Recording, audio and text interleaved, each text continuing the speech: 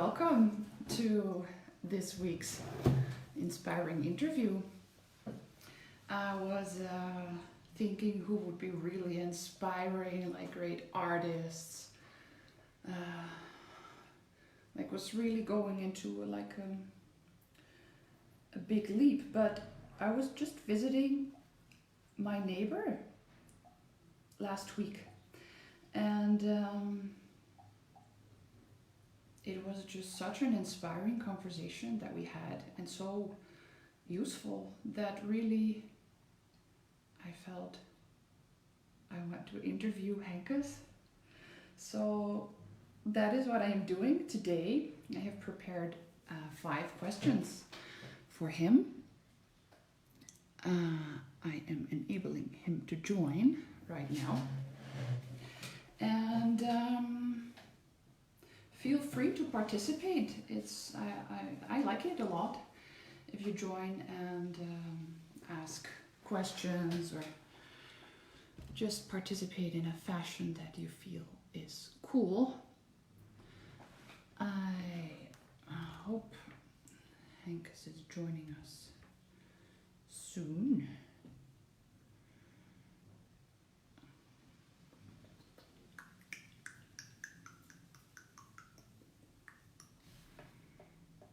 I will invite him through a one-on-one message.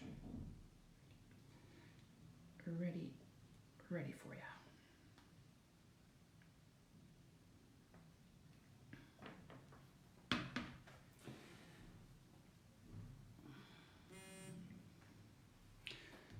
He gives the thumbs up. So do come in and join. I have a good feeling about this one.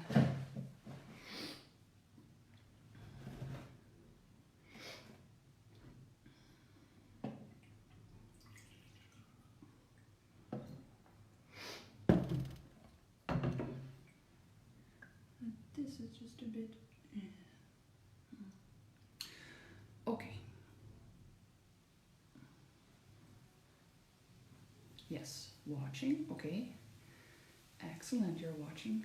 You are introduced as my inspiring neighbor that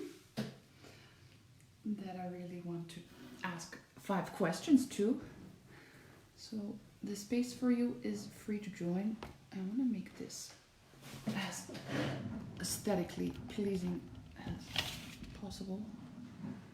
So I have this Shiva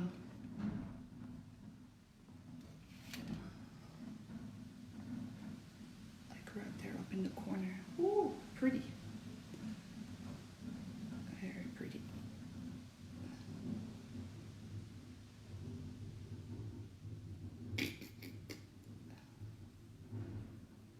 Okay.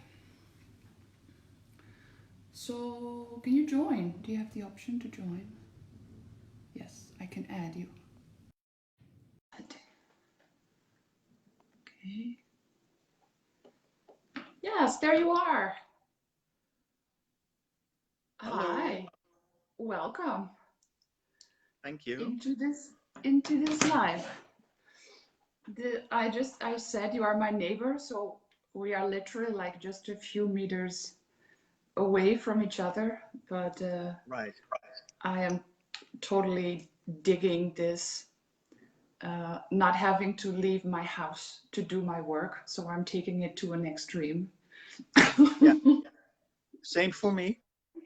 Excellent, excellent, excellent. Well, thank you for taking the time to have this talk on such a short notice. I asked you like just yesterday evening. Right. Yeah. That's fine. Yeah. Okay, cool. I have 5 questions for you. Okay. Only Um, 5? only 5, and we have an hour of time. Okay, So, that's great. so imagine how deep we can go. And and also, are you okay that if people are watching and they feel like participating and asking you additional questions, would you be cool to do that? Sure, of course. Okay. Nice. Okay. My number one question. Are you enlightened? Not to my knowing. No? I might be, but not to my knowing. Is that something that you feel that you would know? From everything I read so far, and as far as I understand after all these years, yes. You feel Because like no or not? it's explained as being awake. And I don't feel any different from as I known myself for like 60 years. Mm-hmm. And what I read about accounts of people becoming enlightened, they exploded in consciousness. And that definitely didn't happen to me. Aha. Aha. They exploded into consciousness. That sounds dramatic. Yes. From almost all accounts I read about people getting enlightened, it was very dramatic. Aha. Always very dramatic, because I have heard accounts of, for example, of Eckhart Tolle saying that he had a very abrupt awakening, but that for others it is a gradual process of like multiple mini deaths or mini awakenings, and which does not seem that dramatic. What do you? That's possible, but I think I would know if I was awake with a capital A. Aha. I'm not. Okay. You're not. Do you No. mind? No, not particularly. No. No? No. Because it would lose meaning. It would mean losing my self-identity. And so far, I'm pretty happy with my existence as it is. Yeah? Yeah. Are you happy with your self-identity? Yes. Yes. Ah, With all its flaws and with all its beauty, I like being me. and do you think that if you were to become enlightened, you would lose your beauty and your flaws? Now that's a good question. I don't know. Hmm. At least I'm afraid for that. Aha. Yes, I would lose the feeling of being me. Yeah. And somehow that's frightening to me. Aha. And do you feel that like you said, you've read accounts of enlightened people that maybe you feel to be enlightened in their state, right? Do you have? I don't understand you. Well, you said that you read accounts of people describing like exploding into consciousness, um, and not having this preserved self-image. Do you know any of them, like that are maybe alive, or you've seen videos or materials of them? Well, I met at least 3 people I consider to be enlightened. The first of all was Krishnamurti. Yeah. The second is Bhagwan Sri Rajneesh, known by these days as Osho, Yeah. and Adida Samraj. And you met them These in are the people. These are the people in my book are enlightened. Uh-huh. And did you find that these people did not anymore have beauties or flaws?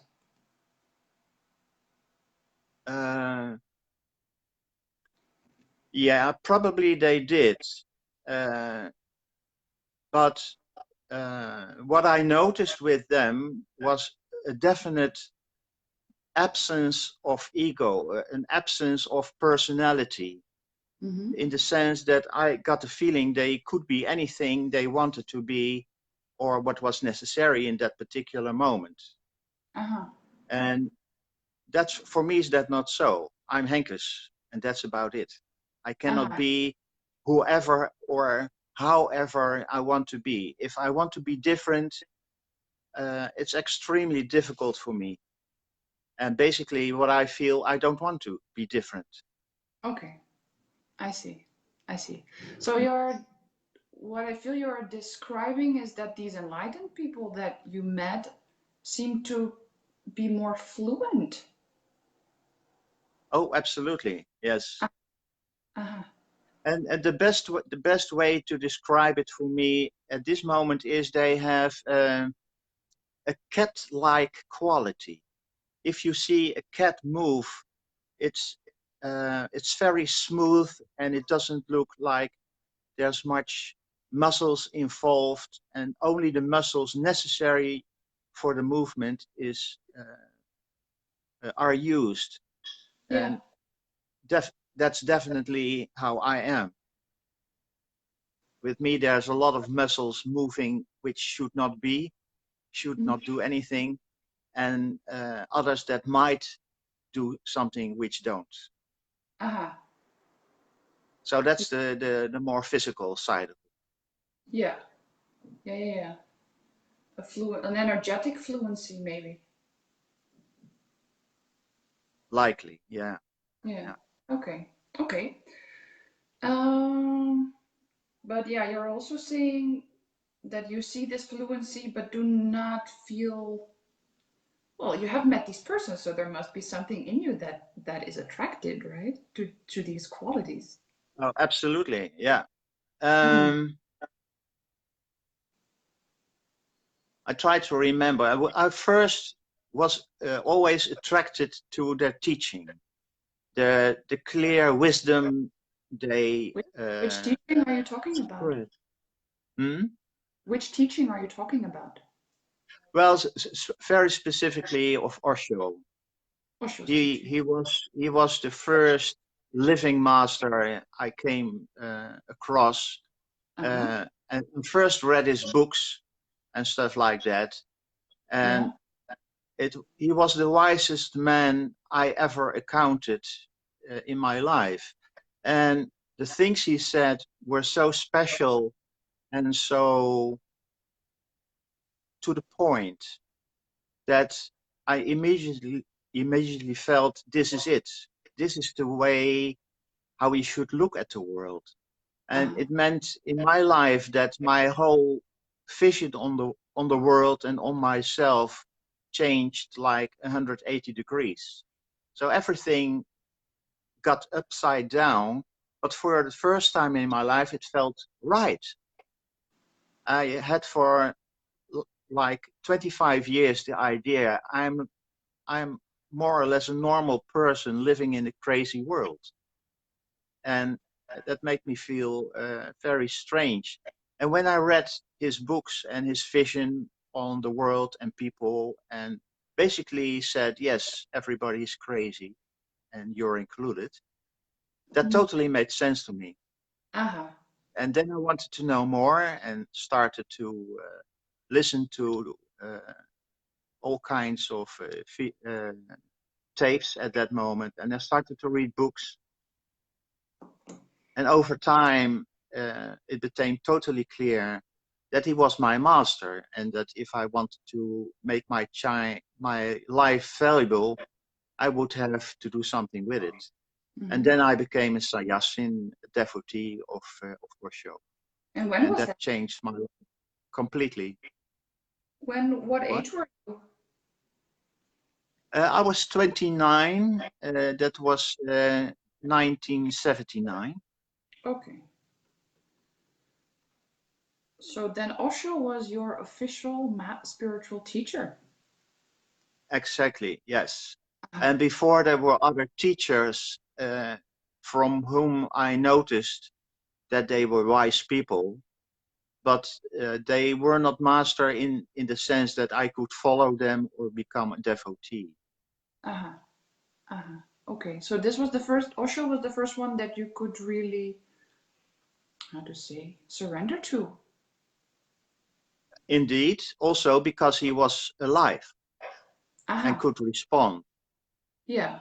Before before I was I grew up with a teacher, Jozef Ruloff, which was a Dutch mystic and Mm-hmm. teacher, and I got a lot of wisdom already from the cradle, so to say, and it was great already because it gave me also it gave me already a lot of wisdom when I was Mm-hmm. young, actually.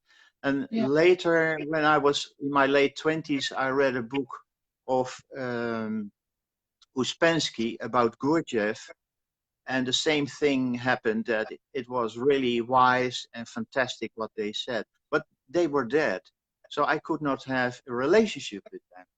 Uh-huh. And with Osho, for the first time, it was possible. Also, he was talking the language of these days, which was very important. Like It addressed was not modern some modern. old-fashioned. There was nothing uh, old and dusty about it. It was very much alive. Yeah, yeah, yeah. Did it address your situation? Very much so. Yes, Uh-huh. yes. And Uh-huh. the way I experienced life and the world as an insane place with basically a lot of mad people and a lot of Mhm. fear. I Yeah. was very fearful of the atom bomb and war and such things. And all that evaporated when I got in touch with Osho and started to read his books. And he basically learned me to not look for security, but live in the moment, Uh-huh. in the here now. Yeah, that is often what you see like on these Facebook quotes, live in the present. Yeah, But and that, rightly so. yeah, but how did you do that? I mean, if you are not and you are scared, what do you do to enter this magical now that everybody is talking about and seems to be getting into? How did you practically do that? Well, that's the thing. There's no there's no particular way you can do it. You just can become aware that you are always or most of the time thinking about the past or the future. Mm-hmm. And that all in all makes it uh, hardly uh, hardly impossible to be in the here and now. And by starting to do meditation, I started to find out that it is possible, difficult but possible, Mm-hmm. to um, not think too much about the future or the past, and then you are in the here now, and you start to.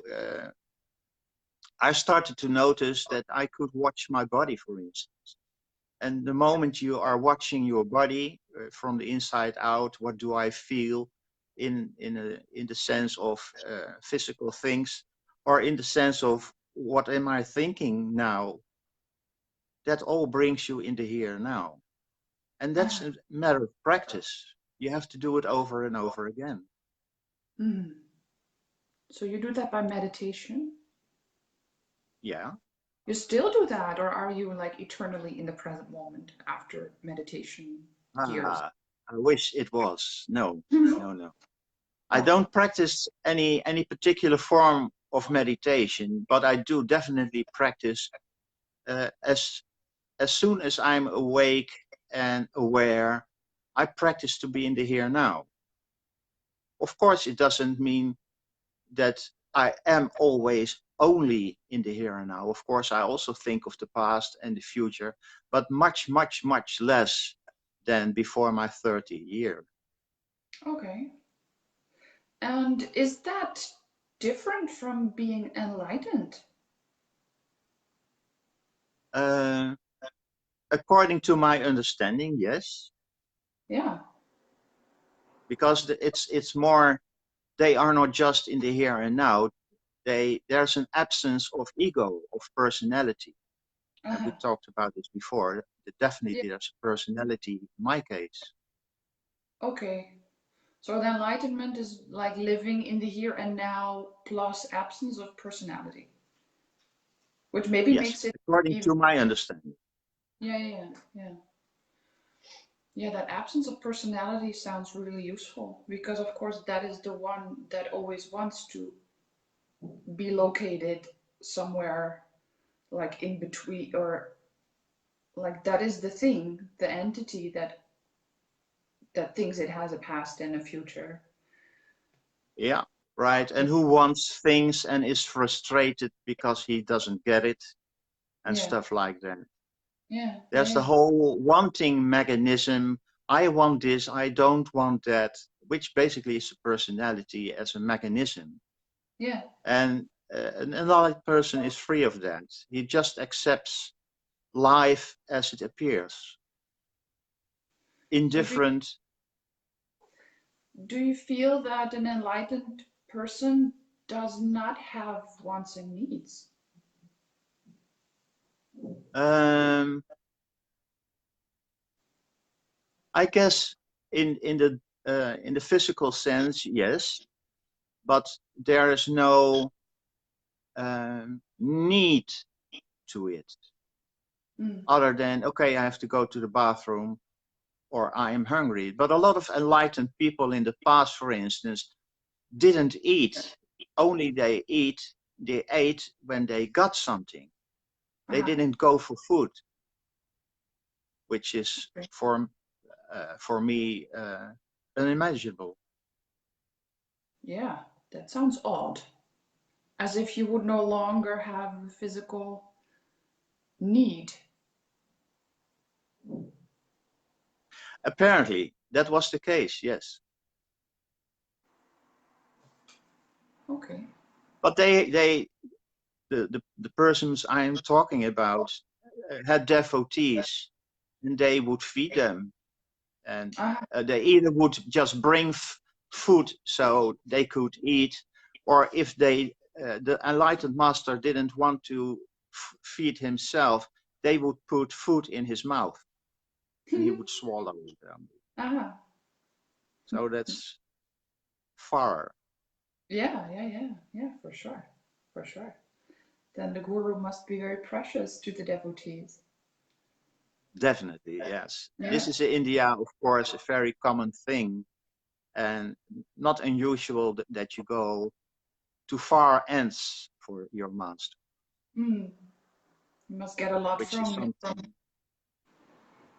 It's not something we like to do in the West. no. Me we neither. we do it ourselves. Exact. Okay. So much for enlightenment. Okay. Question number 2. I find you to be the most unapologetically straightforward person that I know. So, for I take example, it. I take it as a compliment. it's incredible. It's like a big compliment. So, for example, when I was visiting you, it was 3 days ago, I came in with this question. How shall we go about this? Because I had a functional, like a technical question to you. Do we want to dive straight into the technical thing, or do we first chit chat? Right. Yeah. And then you said, I hate chit chat. Absolutely. That was Yes. so refreshing because I Thank you. hate, I hate chit chat. And so for somebody to unapologetically say, I hate chit chat is, it, it nails it. Like Yeah. there is no sense of this is how it should be done when you meet somebody. Like no format of phases that you go through. So I was wondering, have you always been that clear about what you hate and live that. I definitely was always clear about what I hate and what I like. That's definitely true. But I only learned to use this in a social way after meeting Osho and doing some therapy groups. Before that, I wasn't able or hardly able to communicate with people at all. I was kind of imprisoned in myself. Hmm. So So are you saying that I didn't communicate. also not, I hate chit chat? I just didn't talk to anybody. Okay, okay. So that, okay, and that changed with Osho. Oh, definitely, yes. So Because I learned to express myself, and because I looked into myself and started to get to know myself better, Mhm. I started to learn in those groups to also express it. Uh-huh. And then after that, it's just a matter of practice. You just do it, and you get better at it. I got better at it. Yeah, apparently. Uh-huh. Okay, so what you did there was, you say you looked into yourself and started to Yeah, express. basically observing myself in the sense of what do I actually feel emotional or intellectual and stuff like that. And in that way, I got to know myself better in the sense of I could define myself better because I had words for it. I looked into it and I noticed, okay, I don't like this. And then I had words to express that. And I did. And where did the words come from? Uh, where all the words come from, I guess. But did you not, because you're saying like, or it sounds like you had felt it before, but then you could look into yourself and give words to it. Yeah. Before it was all misty. Mm-hmm. So it wasn't clear what I was feeling. And when I Ah, started to look by meditation, I got a clear vision. Okay, this is what I see. And then I could find words for it. okay, through meditation. I, Yes, that was a big deal. yeah, that is quite frustrating when you say that because if there's one thing I hate, it is meditation. Well, there's good news to it because there's an idea about meditation. And Yeah, when I met Osho, I found out there's more definition to meditation than just sit with your eyes closed or open and don't move. exactly. Osho had dynamic meditations, dancing and shaking and screaming and all that, and jumping Mm-hmm. about. That Mm-hmm. was very different way of meditation. So basically, 3/4 of an hour in his meditation, you move about and you do crazy and all kinds of things. And the last quarter only, you lay down on your back and Okay, see what comes up. that is really very different from sitting on a pillow Yes, and yes. like being in a very, well, probably not being in the very deep state that you imagine everybody. Exactly. Yeah, I And couldn't then, do it. mm, Only those active meditations I was able to do, and there was great profit in it. okay, active meditations. Okay, I like the sound of that. Uh-huh. I can That, teach you. uh-huh, very cool. So active forms of meditation are dance, shaking, screaming. That sounds scary. Jumping. Jumping. Anything Yeah. else? Well, whatever is in you imprisoned, free it. And that is the goal of this active meditation. Yes, that's the goal of the first 3/4 of that meditation. Okay, of this Because particular. only when you have released yourself of all the backup stuff, you can be still and meditate on being. Ah, that is excellent that you say that. Because I also never really got what the purpose was of meditation, and then I'm thinking, oh, but I cannot have a purpose because that is not spiritual.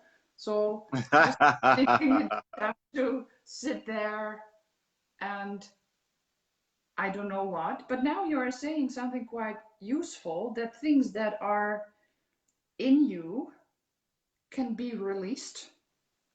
Like that sounds attractive Yes, in active ways. absolutely. And it's not just because that is what I thought. You just sit and you witness, you practice witnessing thoughts coming up, but not having this grabbing, egoic mechanism. But it's just, I don't know, I just. Well, it's one way. It's one way of how you can meditate, but there are more ways. And Ah, Osho devised these meditation just because of the madness of Western people. he He said defined there's it. no point in sitting still for you. You just sit on a volcano of madness. Yeah, yeah, exactly. Yeah, And I know that I felt that. yeah. Okay. Hmm. Very nice. So there are ways to let out this madness. Yeah, in a more And or that less controlled way. Yeah, and that is also meditation. Definitely. Huh. Approved Very by good. an enlightened master. Awesome. Awesome. I learned another thing today. That is very promising. Like, and it's only 1:30 on a Monday. So, question number 3 Okay. has a little introduction. You are my neighbor. We Yes. both live in Maria Hope in a community that is based on followers of a teaching of a spiritual teacher called Adida. Yes. How did you go from Osho to here? Ah, you want the short version or the long version? Well, we have 24 minutes for. You can like take like 10 minutes. Okay. Well, I was a devotee of Osho, of course, and I gave meditation to other people. When it was, what was it, 89, Osho was in Pune for the second time, but he was in a very bad state. By the end of that year, I got the feeling, if I want to see him alive, I better go now. So at the end of that year, I went there, and I arrived on the 1st of January 1990. And when I got there, I got into the process of meditating and doing stuff here and there and all the things. And then after like 14 days, he died. So that was really dramatic to be there when he died. I was shocked, of course, and shortly after that, I went home again. And interestingly enough, then I felt there was something missing. It felt like there was a connection between him and me that wasn't there anymore. And at that time, I felt kind of lost. Uh, in that time, I started gambling with casino and roulette. and put my attention very much on that stuff. By the end of a year, I was invited by a friend who followed meditation with me. Do you want to see a video of another master? And he said, that's Adida. And I had heard that name before because one of Osho's devotees who wrote books wrote about him as Franklin Jones. And I thought, well, that could be interesting. And this was at halfway or at the end of 1990. And when I watched this video, which was what we call now a darshan, where basically the master is sitting and doing nothing, I immediately felt this is the real deal. This is not just a person sitting still, doing interesting. No, this is a master. So I got interested. And because I got interested, I looked at more videos and I started to read the book.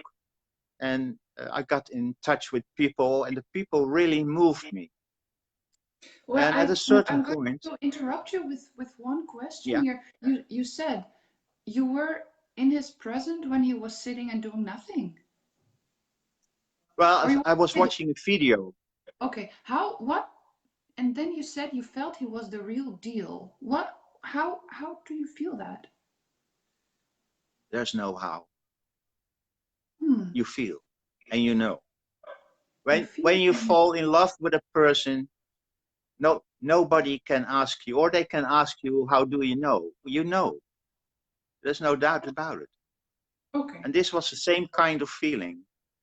I know this is the real deal. And okay, I don't need proof for that. The proof is my hmm, feeling. okay, So I got okay. more involved with this master, interestingly, and I got into trouble because he said a lot of things very different from Osho. Hmm. Osho was very free and flowing, and right is easy and easy is right. And it became quite clear to me that Adida was not that easy and not that that easy. So I got a little bit in trouble. But also what Osho taught me in the early days already is you better have a living master than a dead master. And this Adida definitely was a living master. So I got into a meditation and I asked silently but formally to Osho, is it okay if I change of master? I leave you and go to this Adida. And of course, you will never get a straight answer immediately. But within 14 days, I got a dream. And in this dream, Osho reluctantly allowed me to step over. And I didn't understand it. Why reluctantly? Why not freely? But okay, I had permission, so to say. So I stopped being a sannyasin and I gave back my mala and stuff like that. And I moved over to this new master and get into study groups and stuff like that. It was really interesting and it definitely was very good for me. After some time, though, I noticed that my heart was still with Osho. My heart, my feeling, my love was still with Osho. And I could not take it away. Hmm. And this was kind of strange. And I continued to be in I became a devotee of this Adida, and it definitely felt the right thing to do. But what was right for me was the teaching, what he taught me, and where the teaching brought me. Mm-hmm. But I still felt my heart is with Osho. And then after a couple of years, I started to notice in this spiritual process with a master, there's a lot you can do because you understand. But there comes a time that he asks things of you that you only can do out of love. Because you may understand, like in my case, but I cannot bring myself to do it. Mm-hmm. And you need love to pull you through. Mm-hmm. And then I understood the hesitance of Osho. So in a way, it stopped me in my track.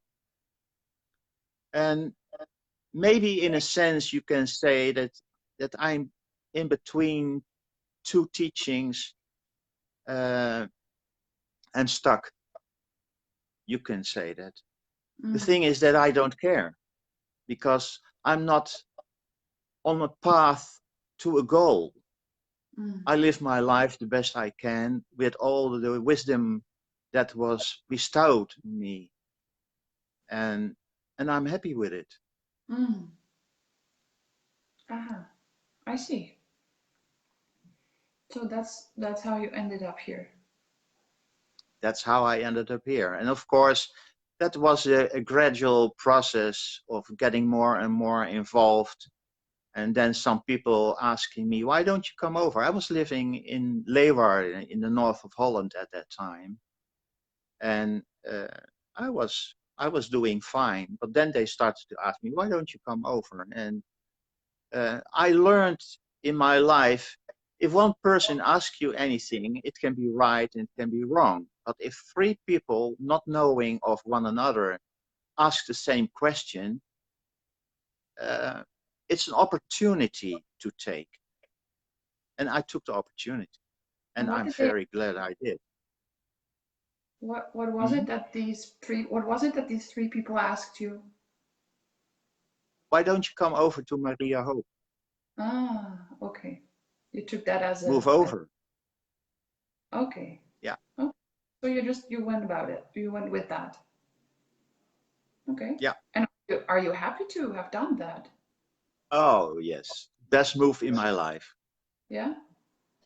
Yeah, definitely. I'm Okay. very happy here. Okay. Good, good. Fourth question. You have told me once that you have an uitrustleven. Yeah, Uh, right. how do This is not something I made up. It was told by my sister to me, but who has, how do we translate that into English for the international people? Is like a chilling life or yes, yes, a life relaxed life. a one lifetime that is dedicated to relaxation. Put it like that. Right. Yes. Okay. How do you know that? Do share the story. Well, my sister told me that she felt this is so, and Mm-hmm. she has this knack of clairvoyance at some time. So the moment she said this, I felt, yes, that's right.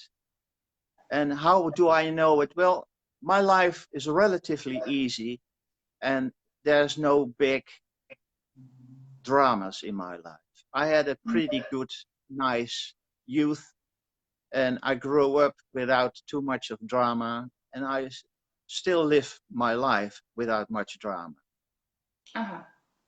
And when I compare this to a lot of other lives who are full of drama, I think, whoa, am I lucky? But, you know, since I believe already from very young age in past lives, this makes sense. Because in one life you work hard, in another life you are tired of that, and you choose to have a more relaxed life. Mm. And uh, so I think I had a pretty rough and maybe very dramatic life before this life.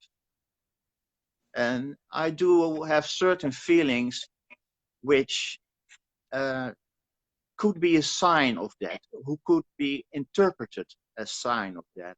For instance, I have feelings that I have been a monk, but a very frustrated monk for Oh a yeah. long time. Yeah. So that's one thing. Another thing is that I have the feeling that I have been imprisoned for a very long time. and couldn't get out, and very likely died imprisoned. Mm-hmm.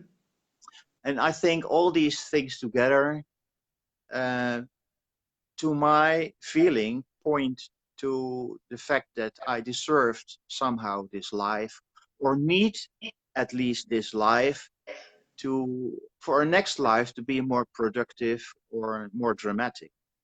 Uh-huh. And you are enjoying it, as I get it? Like Absolutely. you can relax into it. Oh yes. Oh yes. Yeah, looks like it. So, do you feel that that is how it goes, like cosmically, that there are periods of or lifetimes of great upheaval and drama and struggle, and that then things can be calmer in a lifetime or maybe a few? And I'm is that positive about it. yeah? Absolutely. Yeah. Okay.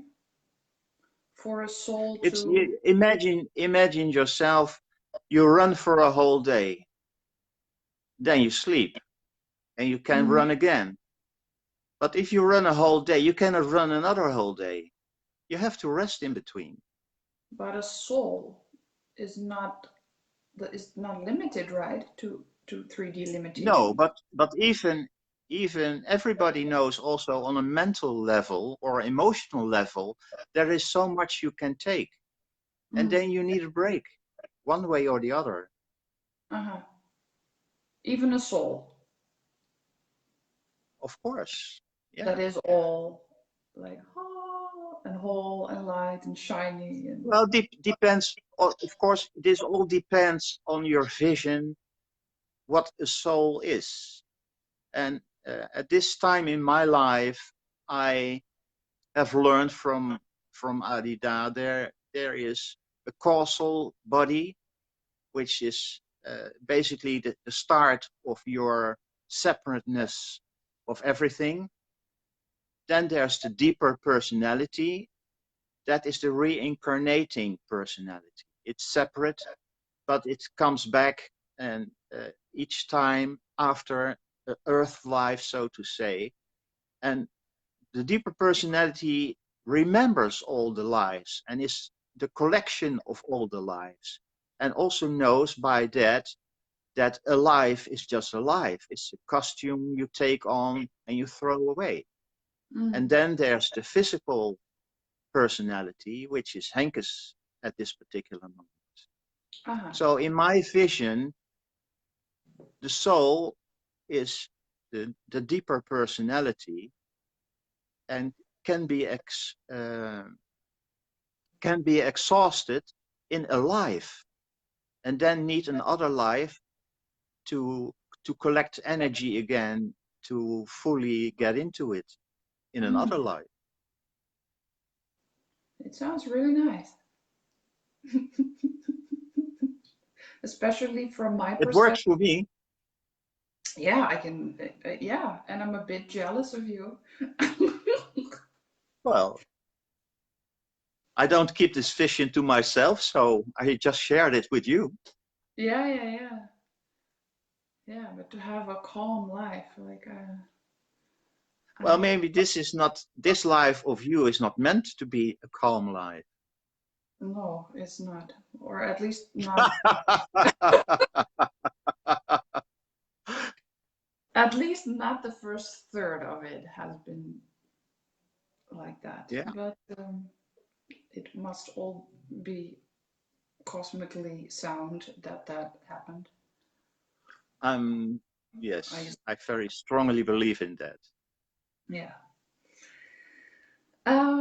My last question to you is, Yes. do you feel that your uitrustleven is like, does it have meaning for you?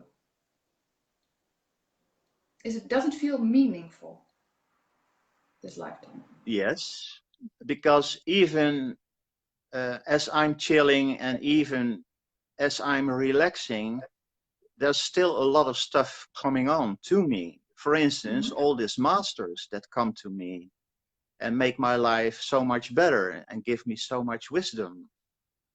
And uh, the fact that I'm relaxing doesn't mean that nothing happens to me. There's a Mm. lot of stuff happening to me, but not in a very high pace. It's Ah, in a relaxed pace. I have okay. my troubles and my stuff, but uh, I can very easily handle it in that sense. Okay. So does that, like, am I getting it right that there are things that are happening and like teachings and lessons coming to you, but it's happening smoothly, Yeah. like gently, Yes. gently. Yes. Yeah. And are these things that come up and the teachers and the difficulties in relating to them and the switching, are that the things that give meaning to this life for you? Oh, absolutely. It's very Ah, meaningful to have masters. mm, So meaningful ah, and so valuable. And don't forget, in my vision, everything I experience now, I take with me to a next life. oh yeah. And very likely, a person like Osho and Adida could only be born in this time and only live for a certain amount of time. But to have lived in the same earth time as they is something, an experience I will definitely take with me, which means that if I come across them, in one way or another way, I will recognize them because Mm. I was with them. So that's very meaningful.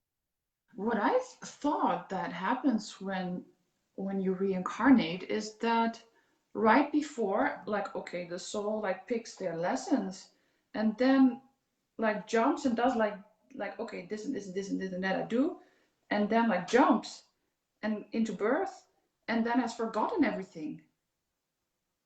Yes, it's forgotten on brain level, Yeah. but in the heart there are still memories. And in, Mm. when you get older, you start to notice that you met certain people in your mind, in your life, that you somehow recognize. Mm.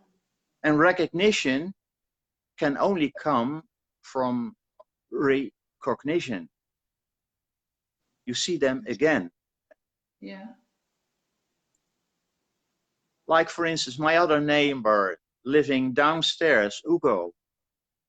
From the very first moment, we both have the feeling, I know this guy and I like him. And there Uh-huh. was no particular reason for it.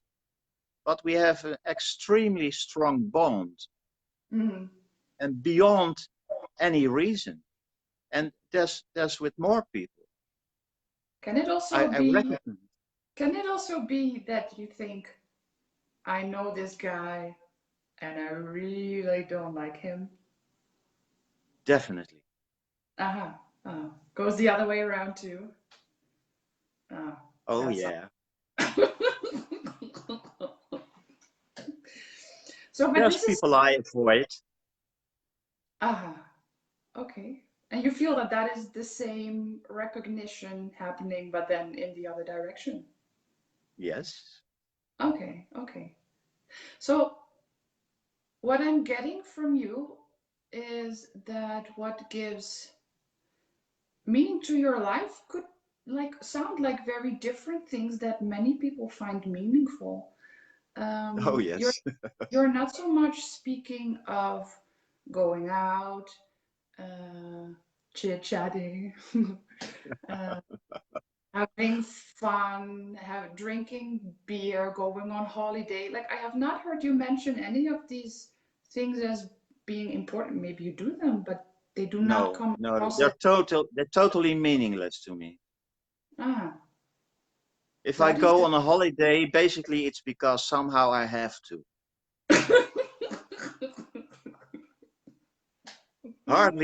Hardly, ever out of free will. Okay, that is refreshing too. I hate.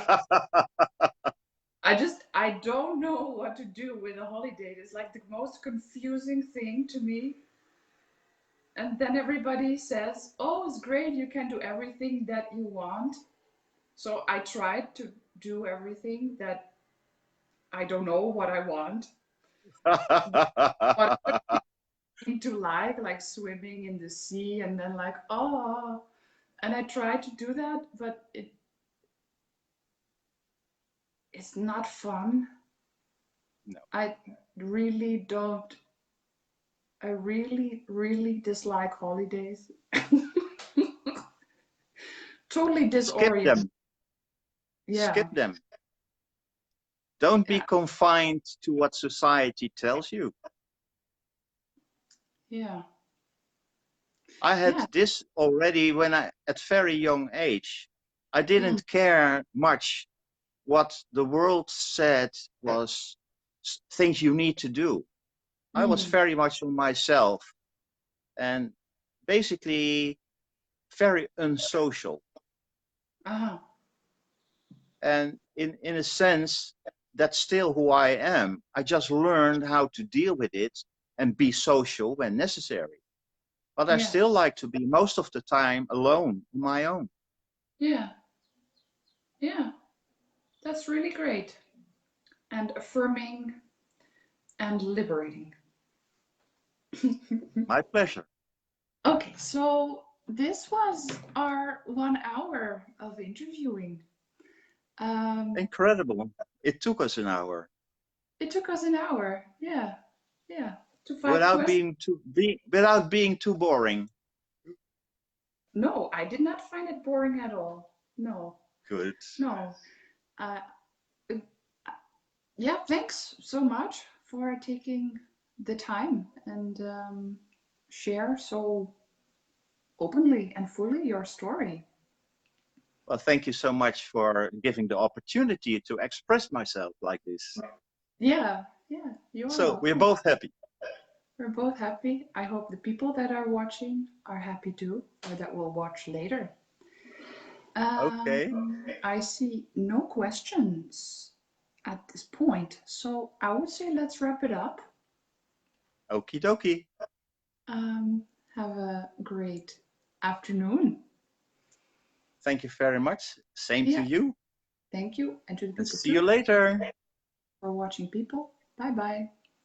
Bye bye.